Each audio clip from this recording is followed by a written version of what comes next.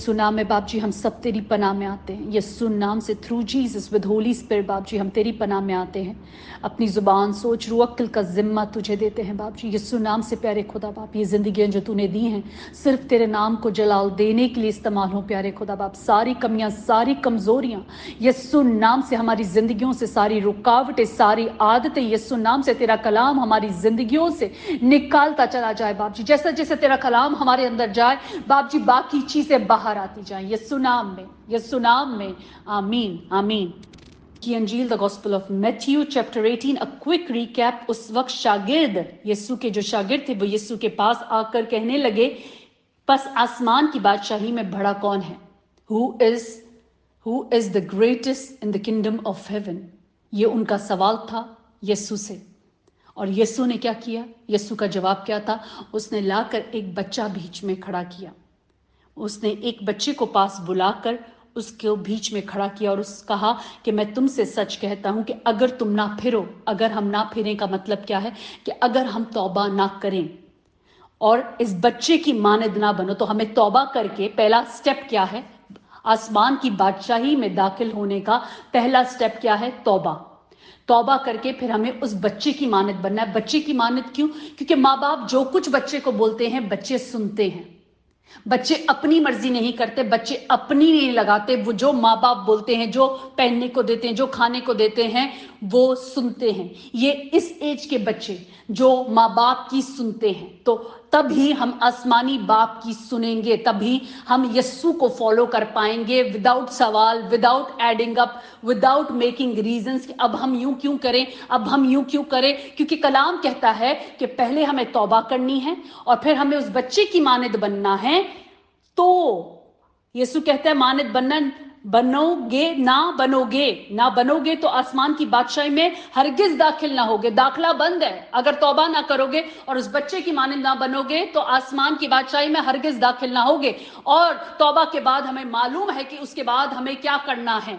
हमें तौबा करने के बाद क्या करना है? तो वो सब कुछ वही कर सकता है जो अपने आप को आसमानी बाप का बच्चा समझता। जैसे कि यीशु आसमानी बाप का बच्चा है, तो उसने क्या किया? उस बच्चे की मानद बन के जो बाप ने बोला उसने किया। उसने यूहन्ना बपतिस्मा देने वाले से बपतिस्मा लिया, और जब यूहन्ना बपतिस्मा देने वाला उसको बपतिस्मा दे रहा था तो कह रहा था कि मैं इस लायक नहीं हूं कि उसकी जूती का तश्मा खोलूं। और बाद में हम देखते हैं कि किस तरह यीशु उसको कहता है होने दे, सारी रास्तबाजी को पूरा होना जरूर है, क्योंकि वो बच्चे की मानद जमीन पे आया था और वो बच्चे की मानद बाप की सारी मर्जी को पूरा करके गया। तो हमें तौबा करना है और फिर बच्चे की मानद बनना है, ताकि हम सारे उस कलाम को पूरा करें जैसे कि यीशु ने किया था, विदाउट क्वेश्चनिंग इट। नॉलेज लेना बहुत जरूरी है। बहुत अच्छी बात है कि हमें अपने कलाम की नॉलेज हो, मगर हम कलाम को सवाल नहीं कर सकते क्योंकि जवाब कलाम है। आमीन।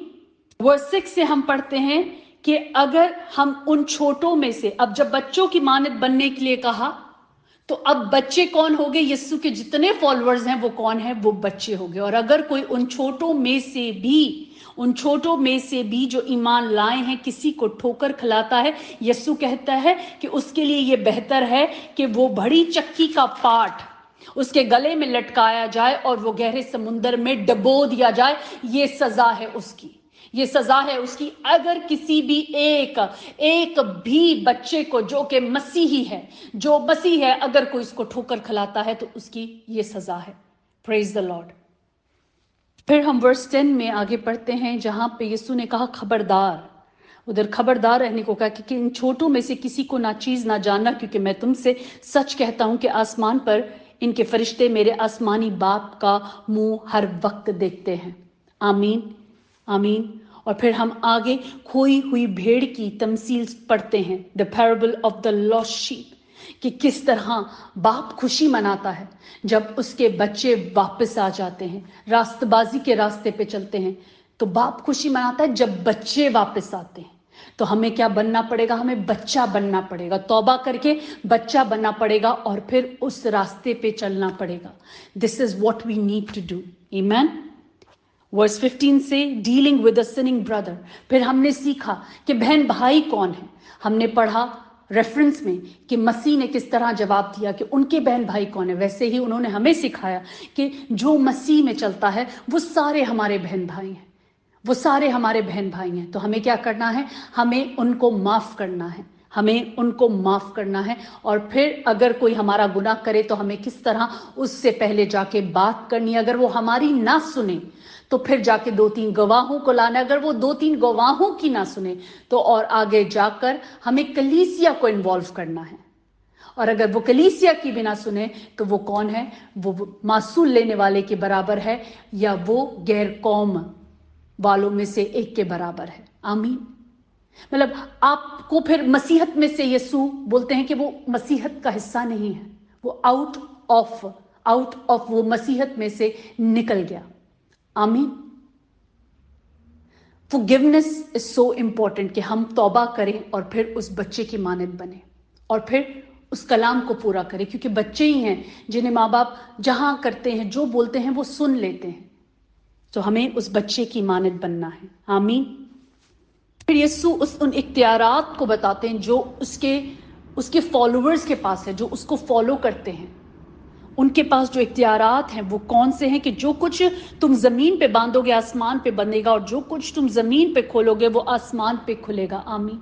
जो फॉलो करते हैं, कलाम को फॉलो करते हैं, पूरा करते हैं, नहीं कि कुछ बातें फॉलो करते हैं और कुछ नहीं करते, नहीं, जो पूरे मसीह को फॉलो करते हैं, जो मसीह है उसकी बात हो रही है।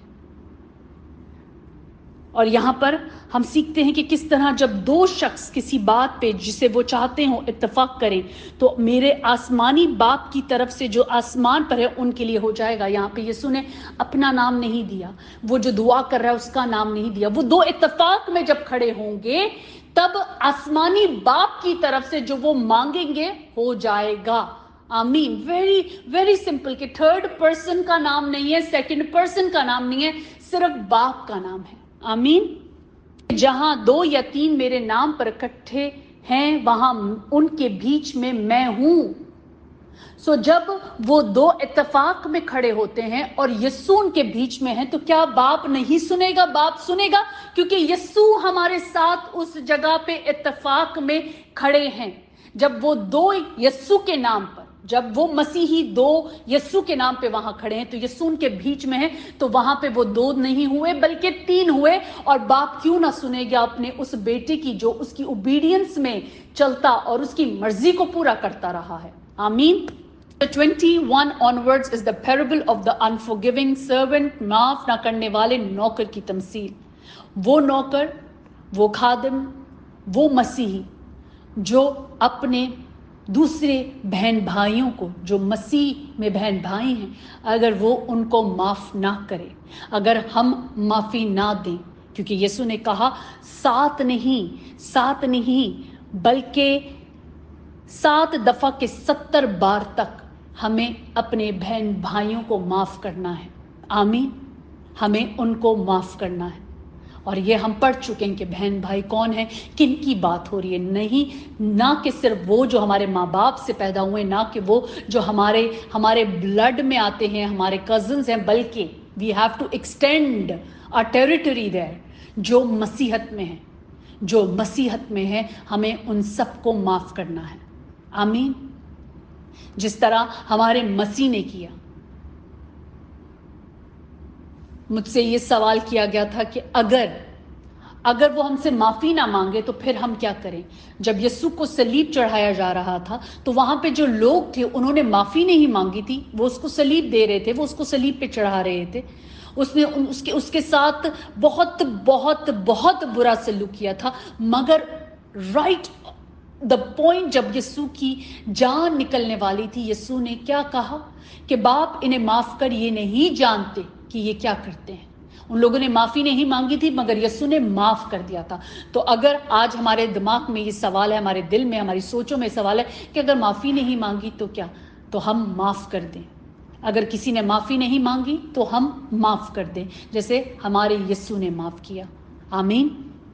और फिर हम आगे पढ़ते हैं कि किस तरह हमें अपनी खताओं को माफ कराने के लिए पहले हमें किसी और की खता को माफ करना है। अगर किसी ने हमारे खिलाफ गुनाह किया है तो हमें वो माफ़ करना है। अदरवाइज क्या होगा, जिस तरह इस नौकर के साथ हुआ कि उसने माफ़ी मांगी, खुदा से माफ़ी मांगी अपने गुनाहों की, खुदा ने उसके सारे गुनाह माफ़ कर दिए। खुदा ने तरस खाया क्योंकि उसने माफ़ी मांगी।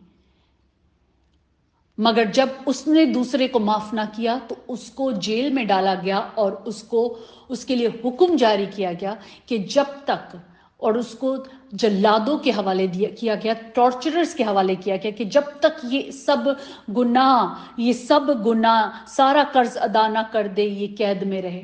आमीन। और वर्स 35 में यीशु हमसे कहते हैं, मेरा आसमानी बाप भी तुम्हारे साथ इसी तरह करेगा अगर तुम में से हर एक अपने भाई को दिल से माफ ना करे।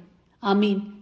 तो यीशु ने उस बात को फिर हम सब के लिए बोल दिया कि आसमानी बाप भी हमारे साथ इसी तरह करेगा अगर तुम में से हर एक, ईच ऑफ अस, हमारे भाई को दिल से माफ ना करे। हमारे बहन भाइयों को अगर हम दिल से, मसीही बहन भाइयों को हम दिल से माफ ना करें तो हमारा आसमानी बाप भी हमारे साथ वैसे ही सलूक करेगा जैसे कि उसने उस नौकर के साथ किया। आमीन। जिसको उसने माफ कर दिया, मगर बाद में हम पढ़ते हैं कि उसको उस पे गुस्सा आया, जिस पे उसको रहम आया, जिस पे उसने रहम किया, the one who he moved with compassion with the same guy, खुदावन को उस पे गुस्सा आया because he did not moved in compassion, क्योंकि उसने रहम नहीं किया। आमीन। सो जिस तरह हम चाहते हैं कि हमारे साथ सलूक हो, हमें भी उसी तरह सलूक करना है दूसरों के साथ। जो हम चाहते हैं कि खुदावंद हमारे लिए करे, हमें भी उसी तरह लोगों के साथ सलूक करना है। आमीन। फ्रेंड्स, इफिसियों के नाम पालूस रसूल का खत, इफिशियंस चैप्टर 4 वर्स 32, और एक दूसरे पर मेहरबान और नर्म दिल हो, और जिस तरह खुदा ने मसीह में तुम्हारे कसूर माफ किए हैं, तुम भी एक दूसरे के कसूर माफ करो। आमीन। हमारे कसूर कैसे माफ हुए? हमारे कसूर मसीह में, खुदा ने मसीह में हमारे कसूर माफ किए हैं, हमारी वजह से नहीं, यीशु के जान देने की वजह से, उसके लहू को बहाने की वजह से, उसकी उस कुर्बानी की वजह से। तो खुदा ने मसीह में हमारे कसूर माफ किए हैं। तो अब हम पे क्या फर्ज है कि हम भी एक दूसरे के कसूर माफ करें। आमीन।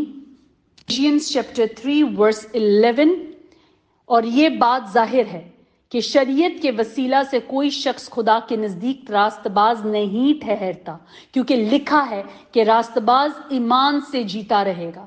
जो एक रास्तबाज है वो ईमान में चलता रहेगा तो वो जीता रहेगा। अगर उसने ईमान में चलना बंद कर दिया, उसने सोचा कि मैं थोड़ा राइट देख लूं, थोड़ा लेफ्ट देख लूं, तो क्या होगा?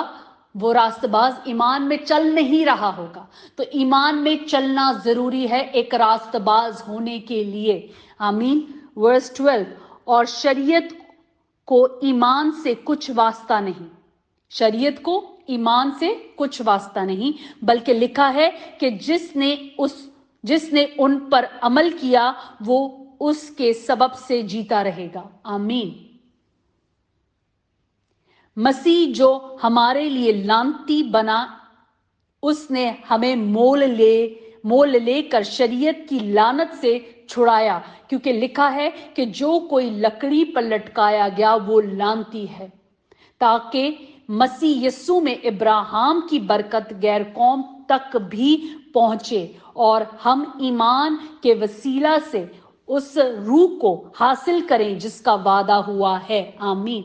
अब सिर्फ मसीह के वसीला से जो इब्राहिम की बरकत है, जो इसराइलियों की बरकत है, वो हम तक पहुंचती है सिर्फ मसीह के वसीला से। So to follow him, to walk with him, और उस रास्तबाजी में चलना कितना जरूरी है। हमें चलते रहना है, रुकना नहीं है। अब मसीही पैदा हो गए मगर मसीह जैसे नहीं बनना, मसीह जैसे नहीं चलना, उन हुक्मों पे अमल नहीं करना, कलाम नहीं पढ़ना हमें मसीही नहीं बनाता है। क्योंकि कलाम कहता है कि एक रास्तबाज जब तक उस रास्ते पे चलता है तब तक ही वो रास्तबाज है, क्योंकि वो रास्ते पे चल रहा है, वो रुका नहीं हुआ, वो डर नहीं गया, वो झुक नहीं गया, वो बैठ नहीं गया, वो थक नहीं गया। एक रास्तबाज के लिए रास्ते पे चलना जरूरी है। आमीन। ताकि मसीह यीशु में इब्राहिम की जो बरकत है वो हमें मिलती कैसे है, गैर कौम होने के बावजूद हमें वो बरकतें मिलती कैसे हैं, यीशु के वसीला से तक भी पहुंचे और हम ईमान के वसीला से। अब ईमान एक तो हमें यीशु के वसीला से, दूसरा यीशु में होकर जब हम यीशु को पहन लेते हैं, अपना लेते हैं, तो हम क्या करते हैं, हम ईमान के वसीला में, फिर हम ईमान पे चलते हैं, उस रूह को हासिल करते हैं। ईमान में चलकर हम रूह को हासिल करते हैं, वही रूह, पाक रूह। हम ईमान में चलकर पाक रूह को हासिल करते हैं जिसका वादा हुआ है। आमीन। उसको हासिल करना है। वो ऐसा नहीं होता हम मसीह बन गए हैं तो पाक रूह मिल गया है, ऐसा नहीं होता। क्योंकि हमने आगे रसूलों के अमाल में जब पढ़ते हैं तो किस तरह शागिर्द जाते थे और लोगों को बपतिस्मा देते थे, और अगर किसी के ऊपर रूह नहीं उतरता था तो उनके लिए दुआ की जाती थी, क्योंकि उसको हासिल करना है, रूह को हासिल करना है, पाकरू को हासिल करना है। ये नहीं कि मैं मसीही घर में तो मुझे पाकरू मिल गया, नहीं, हर एक को उसको हासिल करना। और जब हम हासिल करते हैं हमें पता चलता है कि रूह हम में आ गया है। और जरूर आप सब जिसने अभी आज जो कलाम सुनने को हैं, तो जिसको पाकरू मिला तो वो इस बात की गवाही देते हैं, मैं गवाही देती हूँ, और जो सुने वो गवाही दे कि जब पाकरू मिला तो उनको पता चला, उन्होंने हासिल कर लिया। एक मसीही घर में पैदा होने से पाकरू नहीं मिल जाता, उसको हासिल करना पड़ता है। उसको हासिल से मसीह में उस रास्तबाजी के रास्ते पे चलना होता है और उस पाकरू को हासिल करना होता है। आमीन। रोमियो के नाम पालूस रसूल का खत, रोमन्स चैप्टर 12 वर्स 19, ए अजीजो अपना इंतकाम ना लो बल्कि गजब को मौका दो, क्योंकि ये लिखा है कि खुदावन फरमाता है, इंतकाम लेना मेरा काम है, बदला मैं ही दूंगा। आमीन। वर्स 20, बल्कि अगर तेरा दुश्मन भूखा हो तो उसको खाना खिला, अगर प्यासा हो तो उसे पानी पिला, क्योंकि ऐसा करने से तू उसके सर पर आग के अंगारों का ढेर लगाएगा। बदी से मगलूब ना हो बल्कि नेकी के जरिया से बदी पर गालिब आओ। आमीन। हमें क्या करना है, हमें इंतकाम नहीं लेना है, हमें गजब को मौका देना है, क्योंकि लिखा है, खुदावंद फरमाता है, जो दुनिया का आसमान और जमीन का बनाने वाला है, हमारा बनाने वाला है, वो फरमाता है, उसका हुक्म है कि इंतकाम लेना मेरा काम है, कि उसका काम है। जैसे दुनिया बनाई उसने, हमें सब कुछ वो प्रोवाइड करता है, वैसे वो कहता है कि इंतकाम लेना मेरा काम है, वो इंतकाम लेगा, बदला मैं ही दूंगा। अगर किसी ने कुछ किया है तो उसका बदला कौन देगा, खुदा ही देगा। हमें क्या करना है, बल्कि अगर हमारा दुश्मन भूखा हो या प्यासा हो तो हमें उसे खाना देना चाहिए, पानी पिलाना चाहिए, और इस तरह करके हम उसके सर पे अंगारों का ढेर रखते हैं। अब अगर हम इस चीज को इमेजिन करें कि सामने वाले के दिल में हमारे लिए इतनी नफरत है, वो अपना दुश्मन बनाकर हमारा दुश्मन बन के बैठा हुआ है, और हम उसको पानी दे रहे हैं, हम उसको खाना दे रहे हैं, तो हम इमेजिन कर सकते हैं उस अजियत से जो उस गुजर रहा होगा, वो तकलीफ और वो सवाल जो उसके अंदर उस वक्त आ रहे होंगे कि मैं इसके बारे में क्या सोचती रहती हूँ, मगर ये तो मुझे पानी दे रहा है, ये तो मुझे खाना खिला रहा है, ये तो मेरी मदद कर रहा है। तो हम उस वक्त क्या करते हैं, आग के अंगारों का ढेर उसके सर पर लगाते हैं। उस फीलिंग को सोचें कि वो कैसी होती है, वो आग के अंगारों का जो ढेर होता है ना, वैसे वो फीलिंग होती है उस इंसान के ऊपर जब हम उसके साथ भलाई करते हैं, उस इंसान के साथ जो हमारा दुश्मन बन के बैठा है। हम नहीं सोच रहे कि वो दुश्मन है, मगर वो दुश्मन बन के बैठा हुआ है। हमें बदी को मगलूब ना करें बल्कि नेकी के जरिए से बदी पर गालिब आएं। तो अगर बदी है कहीं पर तो हम नेकी करते हैं तो हम गालिब आते हैं। ये हमारे खुदा का कलाम है और हमें इस पे चलना है। आमीन।